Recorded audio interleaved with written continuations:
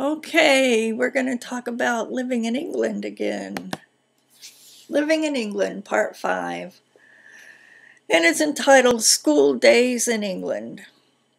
One funny thing about school was we actually had only one male teacher. Anytime he wanted to go to the loo, he had to put up a huge plywood board over the door so everyone would know he was in there. I don't know how he managed to come to that school every day and deal with that. That's about the only funny thing. The rest I found pretty cool. When the school day started, our first activity after one... What? Okay, hold on. Go the other way.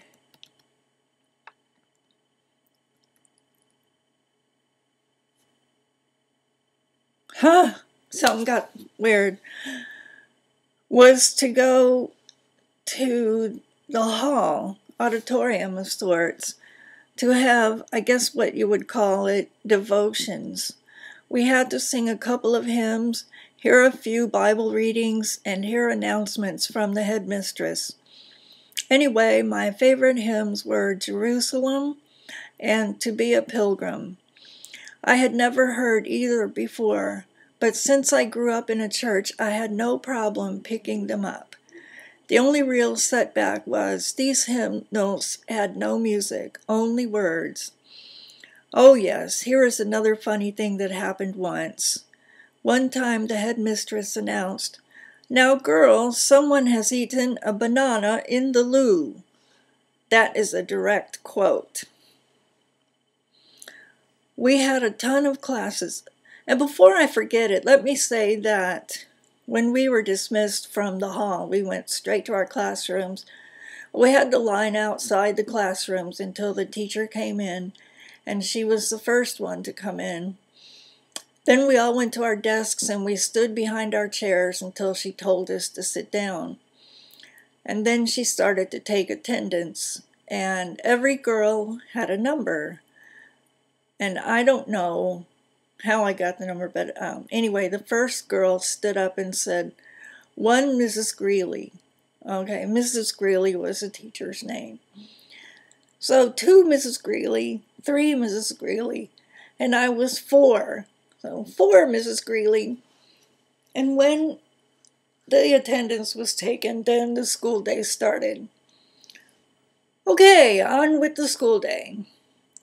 We had a ton of classes. Homeroom, cooking, music, English, French, math, geography, PE, religious instruction, science, art. Am I forgetting any? We just didn't have all those classes in America. The religious instruction teacher was the requisite English school marm. I think this is what Americans imagine when they think of all English school teachers. I would like to point out that she was the only teacher in the whole school like that. Pointy nose, thin as a rail, squawky voice. All the girls called her Polly, but of course that wasn't her real name. I thought all teachers like that were single, but she was not. Ooh, I went too far. She was not. Come on. Again, an American generalization of people they don't know. I think we're famous for that. I made some great friends, and we used to have fun outside of school. We visited each other's homes, had parties, met in town for tennis or fish and chips, consoled each other when we had breakups with boys, etc. Just what teen do everywhere?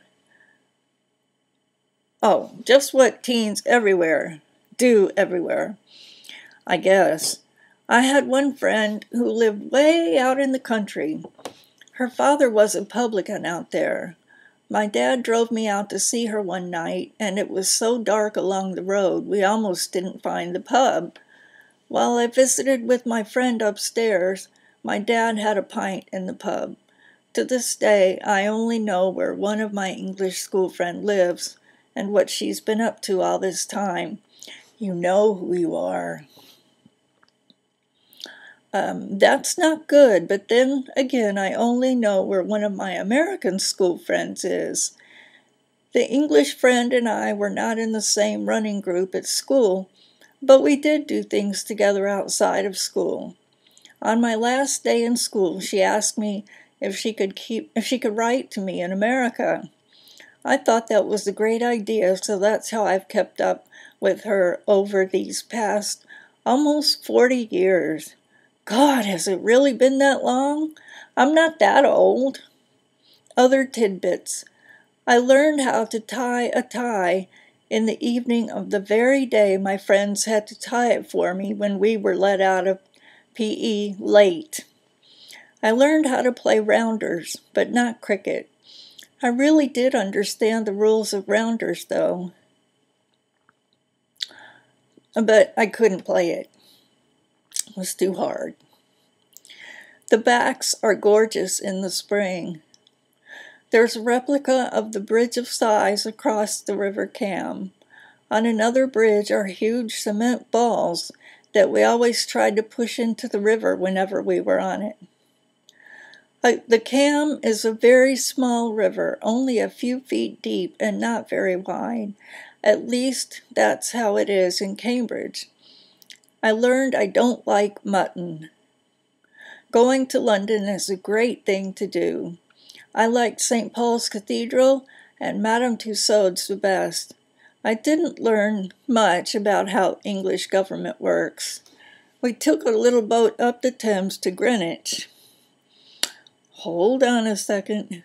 This is not working. I'm scrolling, you see. This is very frustrating. They have laid, I guess it's brass, a line in a cement plaza that represents the zero meridian. You can stand in the eastern and western hemispheres at the same time. They had, at that time, Rice Krispies and cornflakes, but I don't remember Cheerios. The little elves on the Rice Krispies box were named Snap, Crack, and Pop. In England, you say nestles, as in the babe nestles in mother's arms, not Nestle's. If you visit any place that the royals may go, and you cross a certain, very well-marked line, a guard will charge at you with a bayonet aimed at you. I did that once by mistake. No royal was even on the premises. On that note, I'll leave you till tomorrow. Oh, sorry, my voice is giving out a little bit. Anyway, that's part 2 of Life in England. I'll see you next time. Bye-bye. Sorry.